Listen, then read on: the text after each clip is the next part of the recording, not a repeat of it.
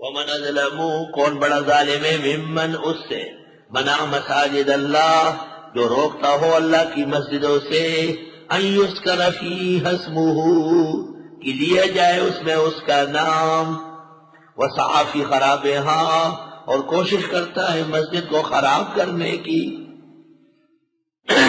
اولئک ما کان لہم یدخلوہا، یہ وہ لوگ ہیں کہ نہیں تھا ان کو حق کہ آ جاتے مسجد، الا خائفین، مگر ڈرتے ہوئے، لہم فی الدنیا خزی، ان کے لیے دنیا میں رسوائی ہے، ولہم فی الآخرۃ عذاب عظیم، اور ان کے لیے آخرت میں بڑا عذاب ہوگا۔ یہ بھی ان کا ایک شبہ تھا کہ یہ پیغمبر برحق کیسا ہے، یہ تو مسجد حرم سے نکالا گیا ہے، مسجد حرام سے نکالا گیا۔ جواب، یہ ظالموں کا کام ہے، مشرکین ظالم، اہل مکہ ظالم، جنہوں نے نبی برحق اور صحابہ کو وہاں سے ہجرت کرنے پر مجبور کیا ہے۔ علماء نے یہاں اور بھی بڑی مساجد کا تذکرہ کیا ہے۔ ابن ابی حاتم نے ابن عباس سے نقل کیا ہے کہ بڑے ظالم قریش ہیں،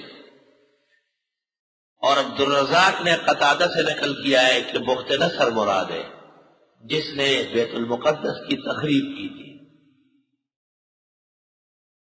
دونوں ہو سکتے ہیں، اس زمانے میں بخت نصر تھا یا تیتوس تک، تیتوس رومی، تیتوس رومی اٹلی کا باشندہ تھا، تیتس اٹلی کو کہتے ہیں، اور پھر مشرکین نے نبی کریم صلی اللہ علیہ وسلم اور صحابہ کو نکالا۔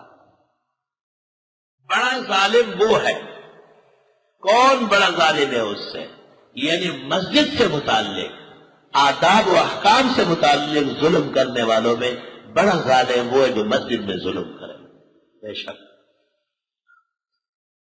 لیکن سوال یہ ہے کہ مسجد کے آداب کیا ہے؟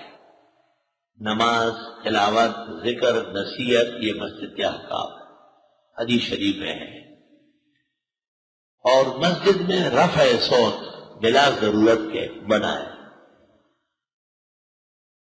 فقہاء کا اس پر اتفاق ہے، صحابہ کرام کا، کہ مسجد میں بلند آواز سے ذکر اور درود منع ہے۔